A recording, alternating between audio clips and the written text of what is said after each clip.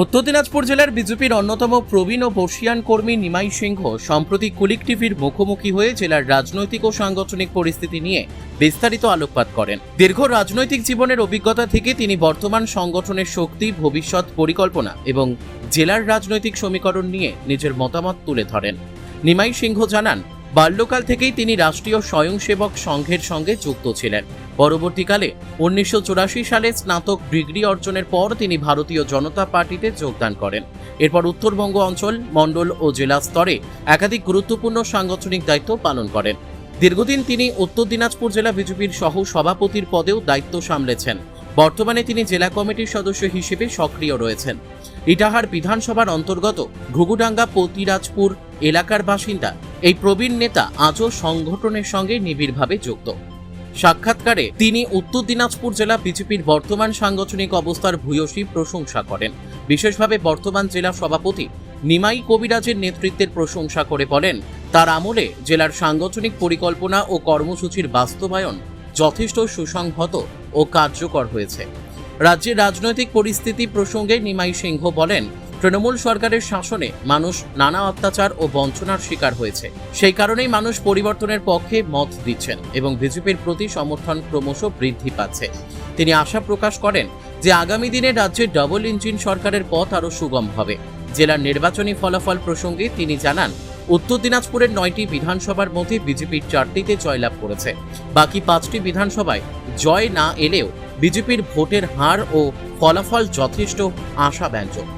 তবে কোথাও কোথাও প্রত্যাশিত ফল না আসার কারণ খতিয়ে দেখতে দলের উচ্চতর নেতৃত্ব অবশ্যই পর্যালোচনা করবে বলেও তিনি মত প্রকাশ করেন।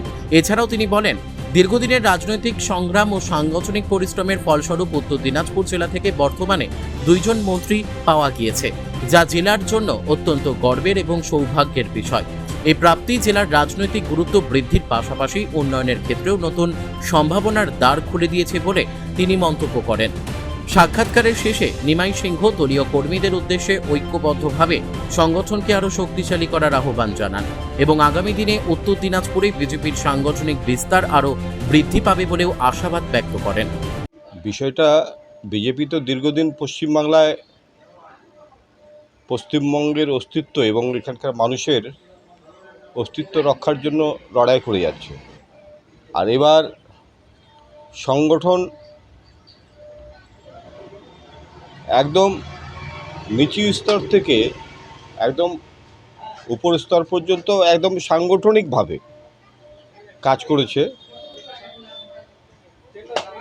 এবং এই যে জয়, যেমন প্রত্যেকটা বিজেপি কর্মীর নিরলস চেষ্টার ফল এবং পশ্চিমবঙ্গের মানুষ তৃণমূলের অত্যাচারিতে অতিষ্ঠ হয়ে একটা পরিবর্তন চেয়েছে এবং মোদিজি স্লোগান দিয়েছিলেন,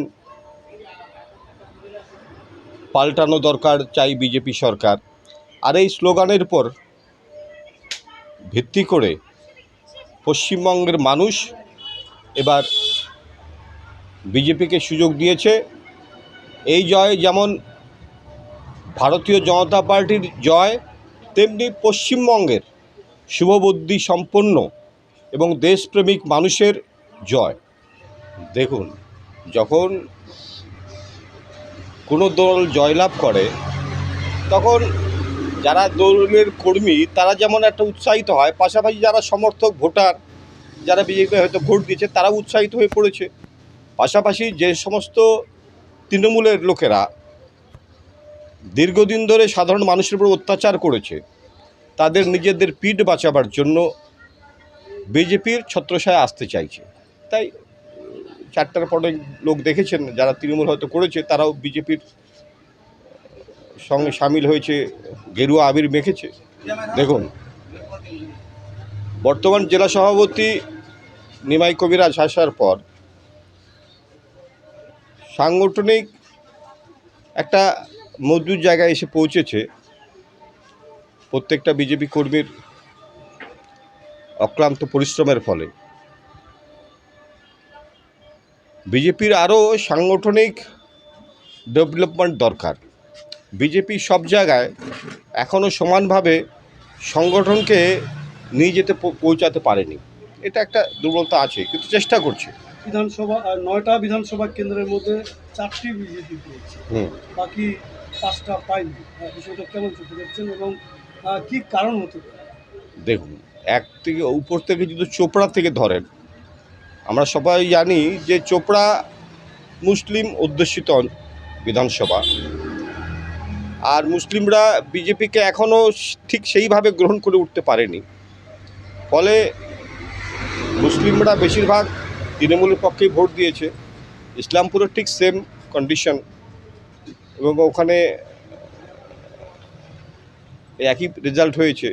পাশাপাশি গোয়ালপুকুর তো জানেন প্রায় 70% ওরা আছে, মুসলিমরা আছে। সেখানে তো বিজেপির জিতার এই মুহূর্তে সম্ভাবনা নেই। আগামীতে হয়তো সংগঠনে আরও পরিবর্তন ঘটলে, আরও ডেভেলপ হলে হয়তো সম্ভব হতে পারে। পাশাপাশি ধরুন আপনার চাকুলিয়া বিধানসভা, সেখানেও ওই একই অবস্থা আছে। আর বাকি করণডিঘিতে হিন্দু মেজরিটি আছে, রায়গঞ্জ তাই আছে, হেমতাবাদ এবং কালিয়াগঞ্জ, এই 4টা বিধানসভায় হিন্দু মেজরিটি থাকার জন্য জিতেছে। ব্যতিক্রম শুধু ইটাহার বিধানসভায়। এবার ইটাহার বিধানসভায় হিন্দু কিছু পার্সেন্ট ভোট বেশি ছিল, কিন্তু এখানে ইটাহার বিধানসভায় সামনাসামনি যদি বিজেপি ভার্সেস টিএমসির লড়াই হতো, তাহলে ইটাহার বিধানসভায় জিতে যায়। কিন্তু এখানে কংগ্রেসের একজন প্রার্থী দাঁড়িয়ে গেল, যে দীর্ঘদিন সে তৃণমূল করেছে এবং তার দীর্ঘদিন প্রধান ছিল, এখানকার নেতৃত্ব দিয়েছে। সে কংগ্রেস থেকে দাঁড়িয়ে যাওয়ার ফলে হিন্দু ভোটের একটা বড় অংশ তার দিকে চলে যায়। আর বিশেষ করে সেই কারণেই ইটাহারে বিজেপি জিতার সম্ভাবনা থাকা সত্ত্বেও জিততে পারেনি। এটা আমাদের দুর্ভাগ্য। বলছে স্যার, পার্টির কাছে কানাঘুষি শোনা হচ্ছে আপনি নাকি এই বিধানসভার প্রার্থী হিসেবে নাম ছিল, তো আপনার নাম না থাকার কারণে কি হেরেছে বলে আপনি মনে করছেন? না,